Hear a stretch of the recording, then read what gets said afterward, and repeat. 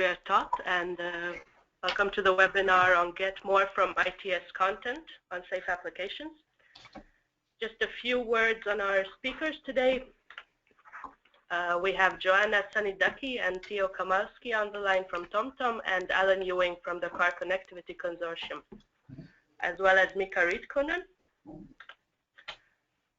Our agenda will start with a brief introduction to SafeApp from Joanna, then the importance of SRTI for Europe from Theo Kamalski. Next, some slides on the app guidelines of the Car Connectivity Consortium from Alan Ewing, and finally, recommendations from the SafeApp Working Group from Theo Kamalski. At the end of the webinar, we will have a Q&A session if we have some time, but please post your questions during the presentations as well, and if we have time, we will answer them between the presentations. A few words on the iMobility support group. The project supports the deployment of intelligent mobility in helping out and supporting the iMobility forum activities, such as this webinar. This support includes stakeholder networking, deployment support, and dissemination support. In case you are new to webinars, you will see that the collapsible menu on your right lets you control what you see, what you hear. If you have any issues, click on the right tab and or let me know on chat if you have any audio or video issues. The questions can be posted on the question panel. This is also towards the bottom on the right side. Please type them in, and we will answer them after the presentations. And I will hand the floor over to Joanna. Okay. Good morning from me too. I'm a member of the SafeApp Working Group, which is chaired by TomTom in here, so my colleague Theo Kamalski and Mika Riitkonen. Get more from ITS content. That's the title of the webinar today. What do we mean? To have the ITS content is not enough. You have to present the content in a safe and adequate way, because HMI is of utmost importance. And we are going to talk to you more about that now. So the next slide, please. Safe applications will not happen spontaneously. It needs to be carefully designed in, just as privacy and security, as we have privacy by design, for example. And we have to realize that there's no solution that solves the safety hazard of application distraction completely. So the solution proposed by our working group, the SafeApp working group, needs to be attractive enough to persuade, first of all, the drivers to use it, and as well the designers to implement it. So it's going to be in the form of guidelines, and of course we believe that regulatory support is also is a key to the success of this. I'm going to tell you more. I just wanted to give you the outline of the webinar. The next slide, please. Yeah, that's me. So before I go for the outline, actually, I want to tell you a bit more about the SafeApp working group, which is it's a working group that started with 25 members almost a year ago, and it's a working group under the iMobility Forum. The iMobility Forum, for those who don't know about it, it's a grouping of all the ITS stakeholders, and specifically the road safety stakeholders, working under the auspices of the European Commission on accelerating the deployment of ITS and cooperative ITS. And this is done by means of working groups and other activities on topics such as vulnerable road users and automation and safe applications, as this working group is. It's important to know that the iMobility Forum is chaired by the European Commission, DG Connect, and it's co-chaired by ETICO, ASEA, and ASECA. The working group that we are going to talk about, the SafeApp working group, is definitely contributing to the overall vision of the iMobility Forum, which is safe, smart, clean mobility with zero accidents and zero delays and no negative impact on the environment. So I'm going to talk to you about, just to give you the outline of what I'm going to talk to you about. It's the next slide. I'm going to talk to you about the scope of the work undertaken by the SafeApp working group, what makes an application safe, the main findings of our work until now, the work plan that we set for ourselves, and I'm going to give you an overview on safe application requirements. Next slide, please. Okay, so the objective of our working group is to provide recommendations, as I said, for the safe use of in-vehicle applications and at the same time identify deployment obstacles. Within the scope of our work is ITS applications for nomadic devices. And what do we mean by nomadic devices? Is the personal navigation devices and the smartphones and all the devices that you connect to the car when you go into the car. So not the applications that come with the car, which are embedded. Our initial focus for this, for our work in the scope is safety-related traffic information. And this is because the Car Connectivity Consortium deals already with multimedia applications, and also because the safety-related traffic information is the most advanced ITS application, and it is supported by regulation. And I refer to the delegated regulation of the EU Commission on safety-related traffic information of last year. So our work supports Action C of the ITS Directive, and especially Article 3 on safety-related presentation of safe presentation of safety-related traffic information messages. We are focusing initially on safety-related traffic information, but our recommendations can be later hopefully expanded or used as a basis for other priority actions of the ITS Directive, and also as an enabler of ITS deployment in general. We will be taking very much into account the cooperative ITS aspects. Also, our working group aims to ensure that the recommendations that we are issuing at the end of our work, at the end of the year or beginning of 2016,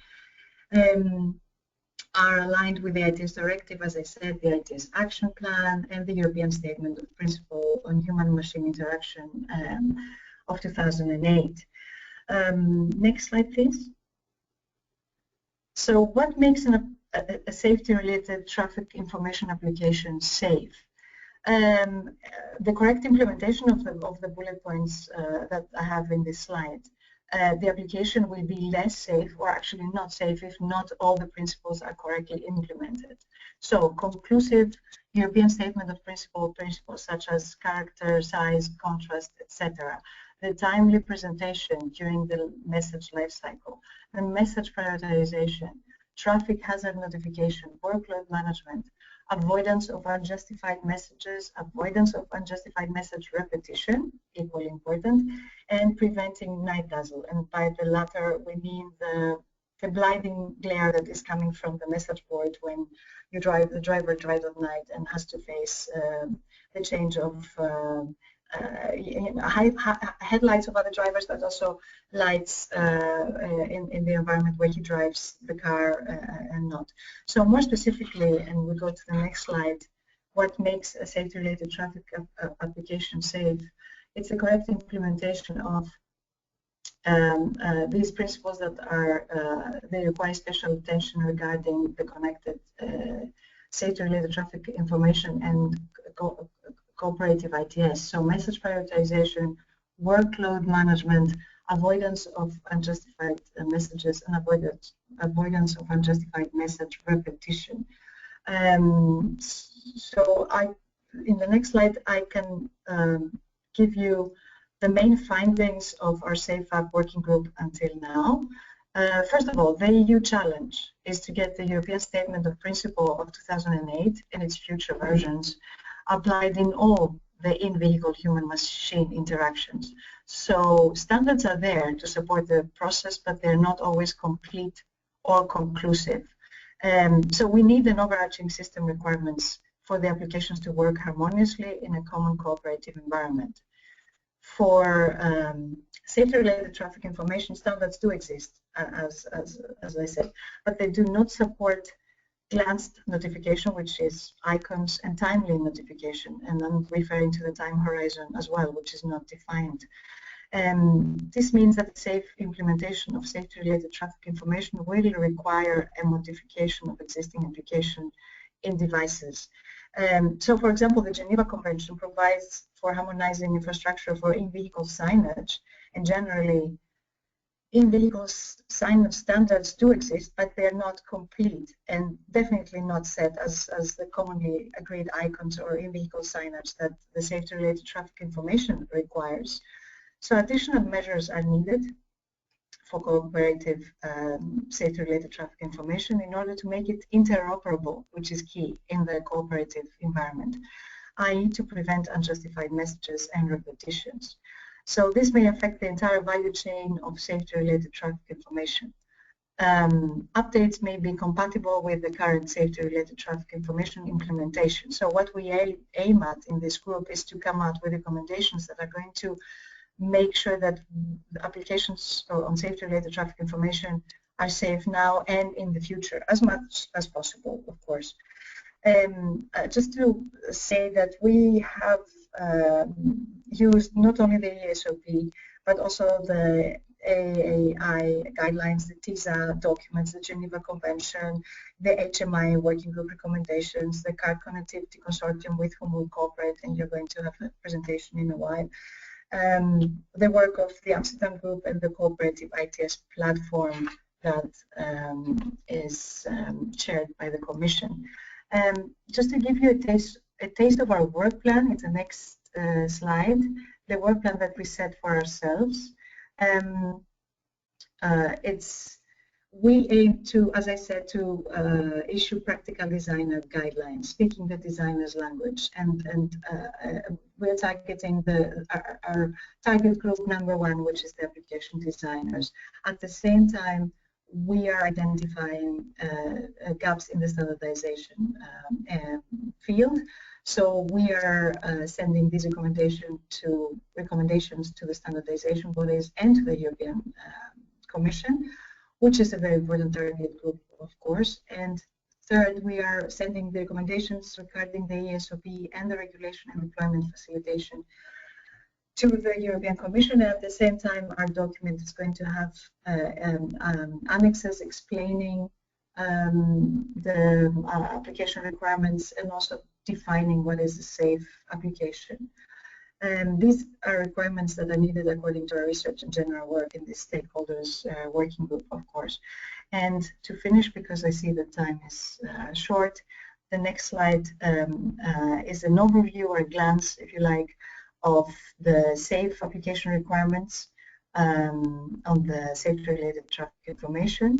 Just to take an example, so if you take the first column, timely presentation, what it needs, the requirements are found on the left column.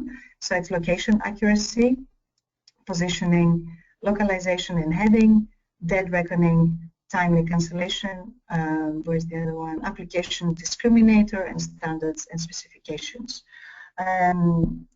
Our working group has identified these are needed as needed requirements for safety-related traffic information messages. I'm sure my colleague Teo Kamanski is going to tell you more later on. That was just a brief overview, and I can pass the floor to Teo for the importance of the safety-related traffic information. Oh, unless you have questions, of course. I think there are currently no questions yet, so we can go on to the importance of SRTI from Teo. Okay. Yeah, welcome everybody and good morning to you. Originally, we had planned to ask Julie Rafayak of the European Commission of DG Move to give a short presentation on this topic, but Julie is not available today. That's a pity. The timing is so close to the ITS World Congress that she had to apologize. She regret that she cannot be with us today, and she asked me to bring you her greetings. And since I was involved in a lot of the discussions about safety-related traffic information also at the European Commission, I was asked to give this presentation. Next slide, please.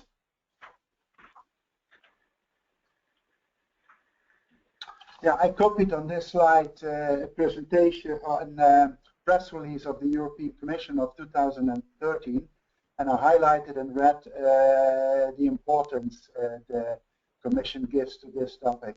You see they have adopted 2 delegated regulations to promote the rollout of intelligent information services, such as real-time traffic warnings about dangerous road conditions ahead.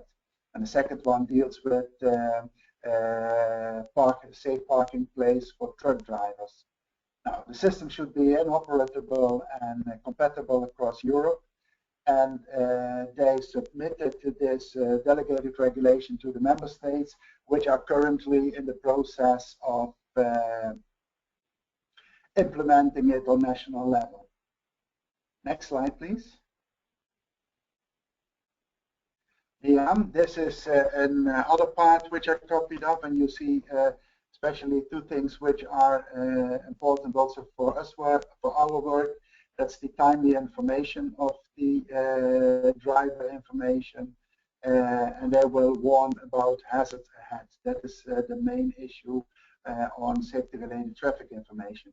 For those of you who want to read the entire press release, I copied on top, you see the 2 websites of the Commission where you can find the entire press release.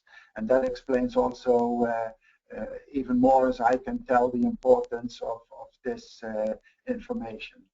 Now, the reason why we, and that is what Johanna told already, we needed a test case, a use case to look into the safety requirements, and we have selected safety-related traffic information, as you can see, because at the time when we had to take the decision, it was really hot. And they are most advanced, and that's the reason why we selected this for our work. Next slide, please. Yeah, what is the status of this safety-related traffic information in Europe? That regulation regarding safety-related traffic information is currently implemented in several member states. Safety-related traffic information is generic and intended to be used also in cooperative ITS. That means that we need to prepare ourselves that the information, this safety-related information, will enter the car via several sources. And that means that we have to take special attention to avoid, for instance, message duplication, as Johanna already explained. And the aim of safety-related traffic information is to warn drivers about traffic hazards ahead, just as the press release said. And our SafeApp recommendations support this objective and can help to prevent that unsafe application create additional traffic hazards. I think this is in a nutshell of the importance for Europe for safety-related traffic information. The European Commission wants to use this as a case to accelerate the implementation of ITS services across Europe. And I think we should make a good start. So thank you, and then I would like to give the floor now to Alan Ewing, please. Thank you, Theo. Allow me to introduce myself. I'm Alan Ewing. I'm the president of the Car Connectivity Consortium. We're an industry association that is comprised of automakers, handset vendors, and tier 1 suppliers to the automotive industry. What I'm going to tell you about today is some of the things we've been working on in regards to implementation of a certification program for evaluating applications for driver distraction and certifying those applications. So the information to show you is sort of the implementation aspect of many of the documents that have been described thus far, the European Statement of Principles, information from JAMA, from the US, etc., and collecting those and making those something that are testable, manageable, and implementable. So we go to the next slide. So of course, you know, we all know the problem. This is hardly worth really restating. Everyone is aware of this. You know, smartphones, mobile applications, integral to modern life. We know that use of smartphones while driving is a serious issue. Obviously, this is the entire reason we're having this discussion. But we also know this issue is not going away. And we know that prohibition against use isn't the answer. We can tell people not to do something, but if they have a reason to do it, they will do it. Our job is, in at least the Car Connectivity Consortium's approach, has been to give them the most responsible way for doing that. We also make the argument that multiple proprietary solutions really add unnecessary complexity. So the more, you know, complex the environment becomes, the more difficult this is for all implementers. It confuses the matter. So looking for standardized ways to approach the problem really have value. Go to the next slide. Again, this idea of a holistic approach from a standardization point of view, very attractive, very much in the lines of what we believe is a great way to approach the problem and make the solution as ubiquitous as possible. We know that the solution has to address both the devices and the applications that are running on those devices. So we look at that entire picture. We certify both the devices, the handsets, the head units in the vehicle, as well as applications running on those handsets for use while driving. The device side is conformance. So do we have a implementation that is done correctly and interoperable? So we make sure that there are multiple testings of that device against other types of, for example, handsets are tested against multiple head units are tested against multiple handsets. Because this is a standardized approach, you have to have diversity allowances in the approach and in the certification. But more to the point of what we're dealing with here is from the applications approach. So there's two levels really to the testing of applications. One is to make sure that the protocol that makes all this work is implemented correctly. Have we implemented the APK correctly? But then, more importantly, and really focusing down on the topic here, is addressing the issue of driver distraction by having a set of requirements and testable requirements based on all of the industry guidelines, US, Europe, Japan, etc., anywhere in the world, and those guidelines direct the application developer to create an application that is in line with the concepts of driver distraction and addresses them. The other element of this, of course, is in an open ecosystem and an open approach, transparency is crucial. So in the certification process, it has to be clear why a particular application doesn't comply. And this is another key element of what Car Connectivity Consortium has done in building the certification program for apps. Next slide, please. So a little overview of the application testing. Again, specifications core to this.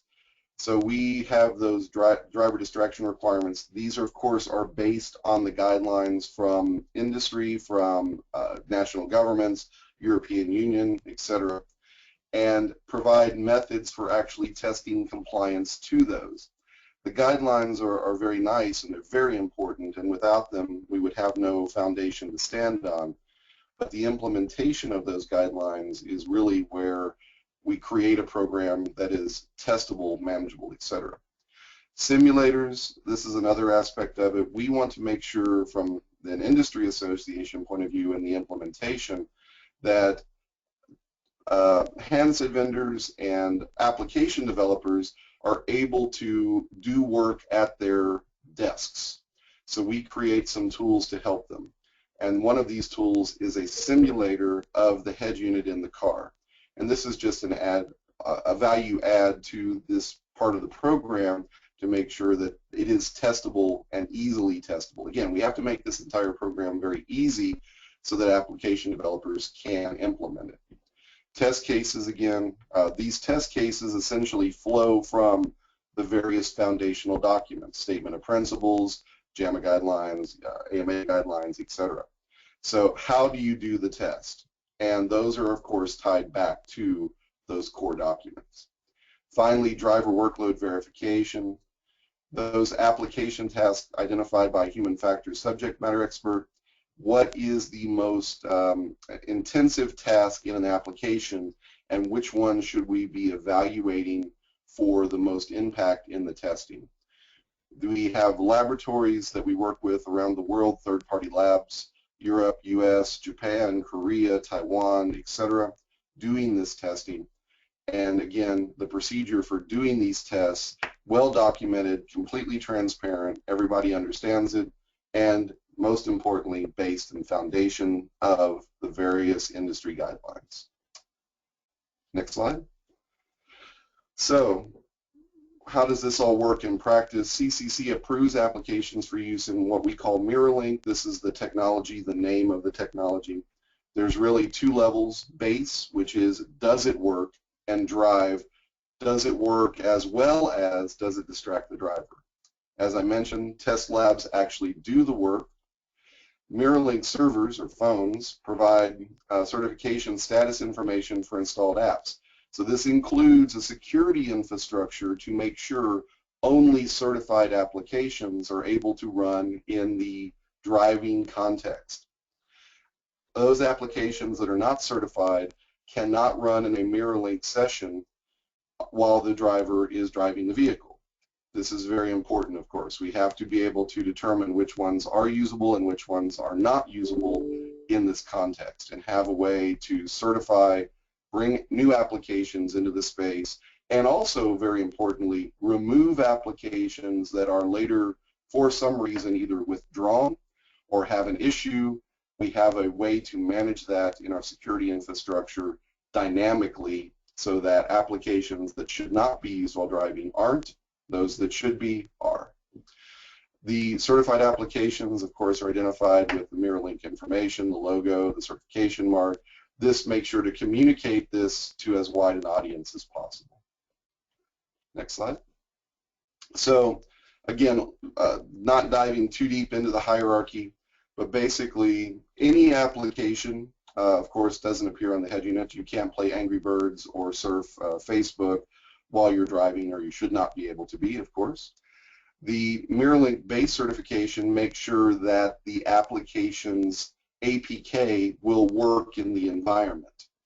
And then finally, the highest level and the most restrictive set of requirements are those things that evaluate against driver distraction. All of our guidelines, or all of our tests, essentially are based again back into those foundational specifications. Those documents, as Theo mentioned earlier, as well as documents from AMA, from JAMA, etc. And in this case, when it is fully certified, it is able to be used on a smartphone while driving, using the controls in the vehicle, the large display of the head unit, steering wheel controls, knob controls, touch screen, whatever, that are built into the vehicle. Next slide. So as I mentioned, base certification ensures that interoperability. It makes sure that it supports the reference display, that the controls are positioned right, that landscape mode, of course, is supported. The control compatibility, as I just mentioned, knobs, touch, voice. You can't have operating system keys in the controls. It has to be a native app built for the car mode. Next slide. So kind of diving in deeper to the drive certification evaluation for driver distraction issues. Guiding principles, of course, nothing demands the driver's attention. It's very comprehensible. It's very easy to understand. It's very intuitive for the user. There is low cognitive workload. Restricted content, so things like no video, no animation, no flashing text, no scrolling text. That's, of course, very important not to distract the driver's attention. Visual accessibility, color contrast, making sure the contrast ratios are correct, and that the text is legible. Minimum font sizes, minimum height requirements, etc. Control accessibility, obviously no two-handed operations. That one hand at least should be on the wheel while the interaction is taking place. No keyboards, No controls, the control sizing and spacing is such that it's not easily confused one control to another. If you touch the screen, it's very clear the target of the touch is very simple, very easy, and not one that you're going to push the wrong button accidentally. Pace of interaction, this has to be flawless, it has to be without lag, there can't be delay in interaction, because of course that introduces to the driver, why isn't this working correctly? The driver is then looking at the head unit trying to figure out what's wrong, as opposed to having eyes on the road, hands on the wheel. So our certification program takes all of the guidelines from around the world, but also allows us to implement those regions specifically or globally. So we can have a European specific certification, a North America specific certification, a Japan specific certification. We also have a global certification, which is a superset of all the requirements. Finally, it's interchangeable, so you can do US and Europe, or you can do Japan only, etc. There's any combination of these that are allowed as well. And as more regions have specialty needs or somewhat different requirements, we take those, roll those together to make sure this is a truly global approach. Next slide. So as I mentioned, a little bit more details on the requirements. Visual representation of controls have to be a certain size, 200 square millimeters in this particular case, with a minimum dimension of 10 millimeters. So, for example, the control on the left is not appropriate, the control on the right is. And you see two different examples of that. And this is, again, so that the user has an easy time pushing that button, making this choice, and there is no miss of the target in using that control. Next slide. Another example is from a couple of applications that we have already certified. There's a music player on the left. Notice that in that example, the screenshot, the organization of the information is very clear. The font sizes are a minimum size. The dimensions of the controls are very intuitive and very easy to target. So you aren't confused. It isn't easy to move into the wrong control space to take an action. It's also very easy to see what's happening. Same with the example on the right. Glimpse is one of our certified apps. If you're familiar with Glimpse, it's a little bit of a combination of navigation and social information sharing. And here, requirements again, it's large, easy to read controls, high contrast, simple targeting, and it's not much cognitive workload for the user to look at that screen, understand what's going on, and then get back to the main task of driving. Certainly, what we don't want is somebody holding their phone in their hand trying to do one of these operations while driving. This is all done on the head unit of the vehicle. Next slide. And don't want to get too deep into this, but we have a very robust certification process, but also one that we have simplified greatly to enable application developers to utilize the program. If it's too complex, nobody will use it. So we have to balance the importance of making sure the application is certified with the idea that this is also something that is doable. So what you see here is very high level representation of the flow, making sure the application is tested. We understand what the application does. We have an individual person in our program called a certification body who acts as a program referee. This referee reviews information, assists the application developer, but also makes sure at the end of the day, when the application is marked as certified, that it is meaningful, it's been done correctly, it's also been done fairly. We utilize test labs, external third-party test labs to do this work, so we have that higher level of quality of our effort to make sure that there are as many industry experts working on this as possible. And in combination of the certification body, the test lab, and the organization as a whole, we're able to bring applications from not certified, guide them through the process, get them certified so that they can have that application be usable for a driver while driving. The security infrastructure that's wrapped all around this allows us to have that control. And it's a very robust security infrastructure. is based in a partner company in Poland who is this particular company is also responsible for banking infrastructure and NATO program infrastructure. So very high level of security knowledge, ability, and one that we've had a great deal of trust in and great relationship with. So this is a very robust security infrastructure. Next slide. So in summary, our certification program is built to help offset the risk. There are both device and application programs, and really all of this is focused to address interoperability and driver distraction. Interoperability is really a fundamental concept of driver distraction if you think of it in those terms. Application certification, we're looking at two levels: base, functionality while not driving, and drive, base certification plus the driver distraction testing. And finally, everything that we're doing is based on industry specifications. It's based on the statement of principles from the EU, it's based on the AMA, it's based on JAMA, etc. And it's fully transparent and scalable. So as this program continues to grow, we have certified approximately, well, totally about 45 applications now. 13 of those applications are fully globally generically certified. We've certified probably in the neighborhood of somewhere in 70 to 100 million phone range now, and probably in the tens to 20s of millions of cars that are on the road now. So this is real.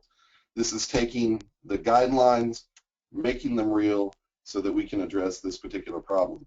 Also, just one last statement, is as additional guidelines, additional information is available from national governments, from organizations like SafeAPPs Working Group, that information is easily and readily adopted into our program to make sure that the certification program for apps is as robust and representative of the desires of governments, industry, etc., around the world.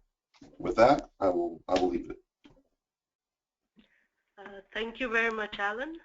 Thank you. Meanwhile, we got a question from one of the attendants. I'm not sure whether it's for you or Theo, you can decide. The question is, how can you avoid multiple messages if the user, so if basically the person driving is also the user of a smartphone at the same time that they're in a smart car? So what's the approach of avoiding the multiple messages? I will address this point in my recommendations. Perfect, okay. So maybe we should wait first for this, and then and if the question is not answered properly, then we can elaborate on that. Okay, great. So we can go to the recommendations then. Yeah, we can go to. Thank you. Okay, next slide, please. Now, let me put let me tell it this way. We in the SafeApp working group, we had now 9 meetings, and we discussed a lot of topics, and we tried to cluster the recommendations we found into 4 categories, which you see in this outline. There are some general recommendations. They apply to, in this case, to let's say safety-related traffic information on a single device.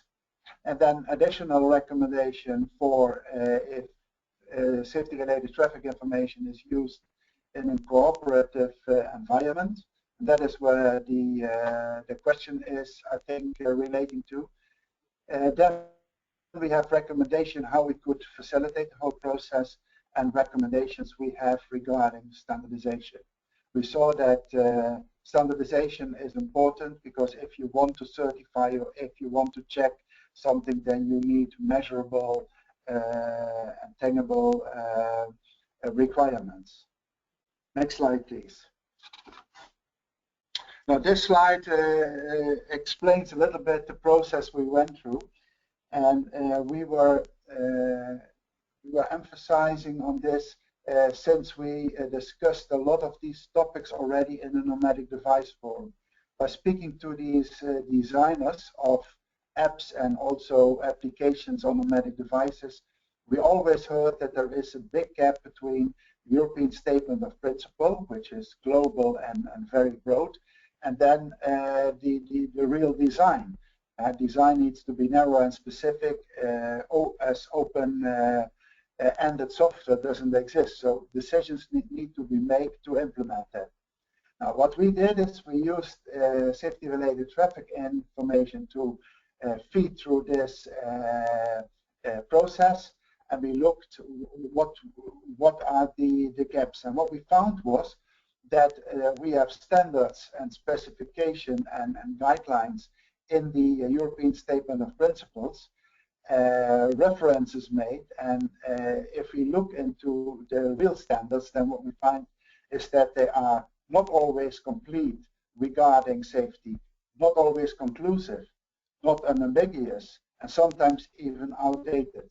Now, one thing, reason for outdatedness for safety-related traffic information is that it was designed in a period where we didn't have access to GPS at that moment, and where safety-related traffic information was thought as being presented in speech, just in the same way, in synthetic speech, just in the same way as it was broadcasted in radio bulletins. Next, please. Now, and then if this, if the standards are incomplete, non-conclusive, and the other topics I mentioned, then what you see is that you get in the market individual interpretation and solutions, and this will lead to disharmony. Now, there are two options. There are two options which we can follow. We can say, okay, we manage safety by standardization, or the other thing is we accept the individual non-harmonized solutions, which are occurring in our current situation. Now, yeah, everything. Yeah, okay, next slide. Now, the general recommendations is we believe that it would be very helpful to establish one organization which is responsible for creating and maintaining overarching requirements, as for instance, for safety-related traffic information, a time horizon, and a time horizon describes how and when to inform the driver between the moment of reception until passing the location where the message applies. Glanced assimilation of notification, for instance, by icons and short text, and rules for presenting the full detailed safety-related traffic message. Now, for the latter, we can say that if you look to as safety or TMC, for instance, is developed in the past, then we see that the full detailed safety-related traffic message could have the size of an SMS. And because there are a lot of criticism to use SMS in the car, we should be also very careful to present this message, especially if the driver is under, the workload of the driver is at that moment very high. The second recommendation is to make use of all relevant overarching service provider requirements compulsory within ITS. And if a new time horizon would be needed, then it should be requested at the responsible organization. This is something to prevent proliferation and to keep the whole process under control. Because you can imagine we are discussing now safety-related traffic information, but in future other services, ITS services will be added, and they will ask more, even more time from the driver to take these information to him. Then we should oblige standardization bodies to deploy the European Statement of Principle and the principles in their ITS standards. And the fourth recommendation is to start designing new ITS driver information at the user side and to assure that all relevant safety requirements are supported by the entire value chain. Now, that is, if the consequence of this, and that therefore this is important, is that we would need a modification on the receiving end. So not in the service delivery side, but only on the, and that has consequences for the industry. Now, next slide, please. There are additional recommendations for cooperative ITS. Again, here we need to establish also an organization responsible for creating and maintaining following overarching requirements like prioritization, message identification, and time horizon. Now, the question which was raised, how do we overcome that message repetition? Now, therefore, the message identification is important.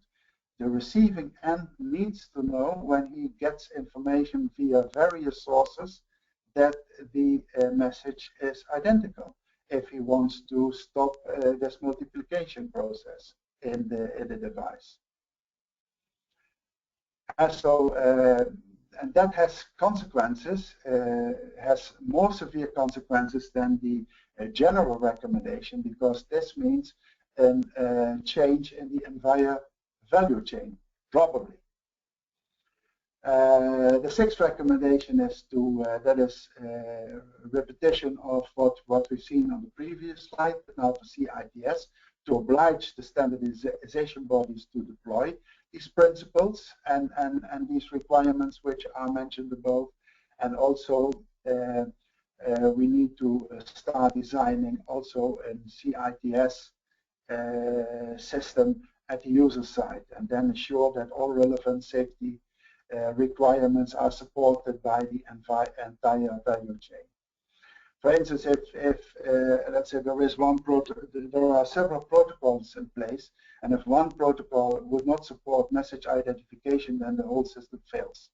So, and that is just as in a football game. If you want to play with 22 players soccer game, then you need rules and to do that. And you need one organization who sets out the rule. It makes no sense if you leave the rules to each individual organization. So therefore we emphasize on one organization. Make one organization responsible where you can get the stuff if you need it and where it is developed in a proper way for all of us. That would also lean the entire process. And then some recommendation for the facilitation. What I've heard very frequently from designers is that it will make no sense to invest in SafeAPPs if unsafe apps can be used as well. And as Alan already explained, what we need to do is to provide open connectivity to enable safe applications to reach the driver and unsafe applications that are blocked. Now, there are a number of closed systems at this moment, but we have to realize that these closed systems will limit the overall positive safety impact significantly, because you need to have the brand of the telephone which can be connected to that specific car, and that should be avoided in our view. And then another recommendation is to give the pneumatic devices and smart devices access to following vehicle data, and the speed, direction and yaw rate, day and night signal and light switch signal, and vehicle type. Now, the car industry asked many times, tell us what kind of information you would need from the car. Now, for safe application, we believe that these three are important. Now, speed, direction, and yaw rate is important to enable also location of the vehicle in tunnels and underground roads like La Défense de France or in multi-layer roads.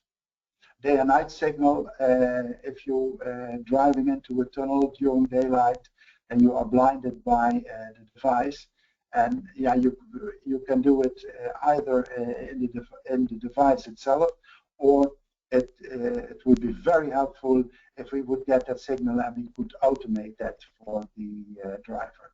A vehicle type is important to discriminate about services you want to deliver. And as example, we often use that navigation for passenger cars should be adapted if it is used in a truck, and not that trucks are not going to small streets in residential areas where they don't fit. And then the 10th recommendation is to publish and maintain a blacklist for safety reasons forbidden application.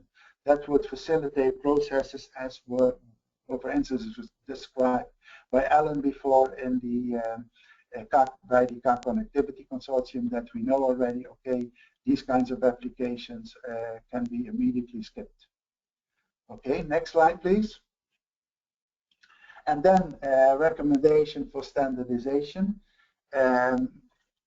We found that the existing safety-related traffic information standards, which are mentioned here, we need to extend them with a time horizon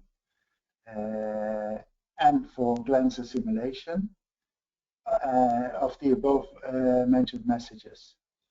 And then what we need to do is to check the relevance and completeness of the standards referenced in the European Statement of Principle. And I listed them in the next page. Yeah, please.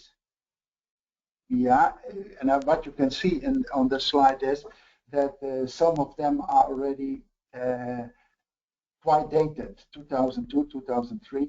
So they might be not up to date for especially safety related especially for cooperative ITS systems. And I think we need to review these standards, or they need to be reviewed. Now here we have a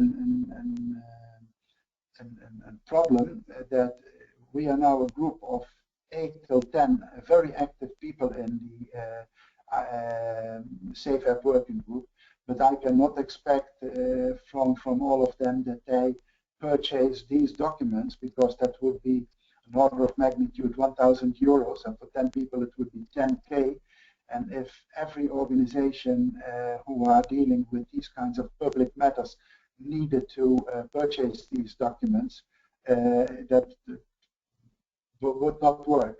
So we raised this point already at the European Commission. We didn't list them here, and also at Ertico, that it would be advisable to make, if organizations like SafeApp or other groups need to have access to these data, that they are made available for free solely for the purpose of the investigation needed. So these are the recommendations of our group. They are still a very high level, in fact, and probably when we start working from the HMI side, the human machine interaction side, then probably what we will discover is we will find out more requirements which are needed, and they will also differ from application area.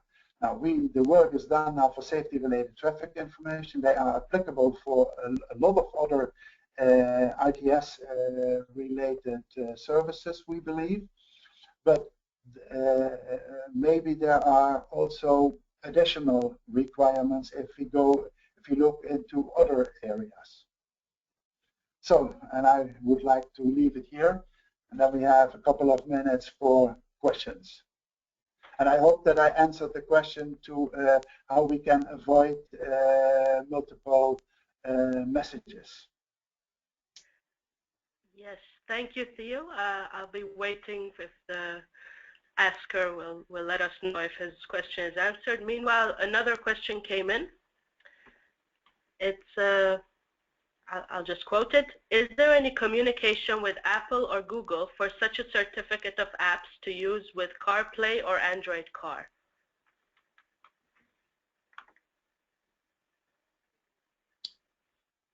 Yeah, if I may ask, if I can answer that question, at least not from the SafeApp working group. It is difficult to get access to these people. It was relatively easy to get in contact with the Car Connectivity Consortium because my colleague chair Mika Ritkonen was coming from this side, and he introduced what is done in this field. What we are afraid of is that if the systems which are at this moment on the market, they are closed. So an Apple device works only with an Apple connectivity in the car, and Google with a Google connectivity, and that means that we never reach within that concept the maximum positive safety impact we could reach if we have an open channel, just something as what was presented by Alan of the solution of the car connectivity consortium. So I think everybody is free to bring in such a device in the car and to create such a connectivity. But I think the politics could help us to keep that communication channel as open as possible. That all smartphones can be communicate to all cars.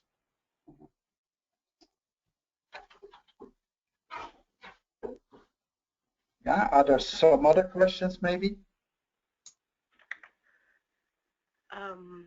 Yes, we just had one.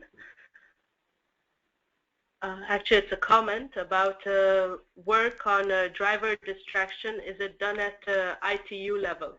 So the relationship with work on driver distraction done at an ITU level. Yeah, not from the SafeApp from a SafeApp perspective.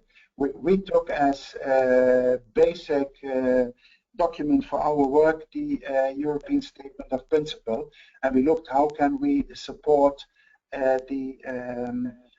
what would support the software implementer, the software designer implementing a safe human-machine interaction in these devices. That is why we came out with these recommendations. Okay, yeah, if I may, just to add on a little bit regarding standardization, you know, as CCC, one of the activities that we're proceeding with is to look to SDOs, whether, you know, whoever, Etsy, ISO, etc., to publish what we are doing as an international standard open document under their auspices as well. So trying to expand that in, you know, not ITU level, but certainly standardization development org level.